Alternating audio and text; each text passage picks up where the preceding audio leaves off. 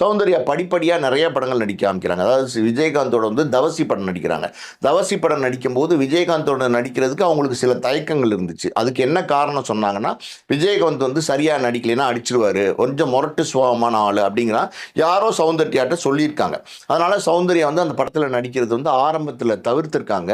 அதுக்கப்புறம் அந்த ப்ரொடியூசர் போய் சொல்லியிருக்காங்க, அப்படிலாம் கிடையாதுமா, யார் உங்ககிட்ட அப்படி சொன்னது, ரொம்ப நல்ல மனிதர், நீங்கள் வந்து ஒரு 2-3 நாள் வந்து ஷூட்டிங் ஸ்பாட்டில் ஒரு நடிகை இல்லை, எங்கள் கெஸ்ட்டாக வந்து உட்காந்து வேடிக்கை பாருங்கள், அவர் எப்படி நடந்துக்கிறாரு, எல்லாரோடையும் எப்படி நடிக்கிறாரு, ஷூட்டிங் ஸ்பாட்டில் விஜயகாந்த் எப்படி நடந்துக்கிறாரு, எல்லாத்தையும் பாருங்கள், பார்த்ததுக்கப்புறம் உங்களுக்கு பிடிக்கலைன்னா நீங்கள் வேணான்னு சொல்லிட்டு விட்டுருங்க அப்படின்னு சொன்னோன்னே சௌந்தர்யாவும் இந்த அழைப்பை ஏற்று அவங்க வந்து ஒரு கெஸ்ட்டாக போய் அந்த தவசி படப்பிடிப்பில் உட்காந்து பார்த்துருக்காங்க. விஜயகாந்த் எல்லாருக்கும் தெரியும்ல, விஜயகாந்த் எப்படிப்பட்ட நடிகர், எவ்வளோ வந்து தன்மையாக இருப்பார், எவ்வளோ வந்து அன்பாக இருப்பார். அதாவது வந்து லைட்மேனாக இருக்கட்டும், ப்ரொடக்ஷன் பாயாக இருக்கட்டும், யார்கிட்டையுமே வந்து விஜயகாந்த் அவ்வளோ எளிமையாக பழகுவார். அதாவது சாப்பிட்டீங்களா, நல்லா இருக்கீங்களா, அப்படியெல்லாம் ஒரு கேட்கக்கூடிய ஒரு நல்ல மனிதர் விஜயகாந்த் இயல்பாகவே.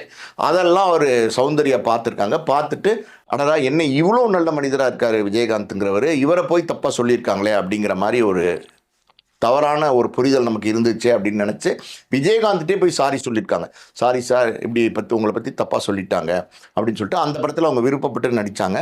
அதுக்கப்புறம் அதே விஜயகாந்தோட வந்து தங்கம்னு ஒரு படம் நடித்தாங்க. அந்த படம் தான் சௌந்தர்யாவோட கடைசி படமாக அமைஞ்சிருச்சு தமிழை பொறுத்த வரைக்கும்.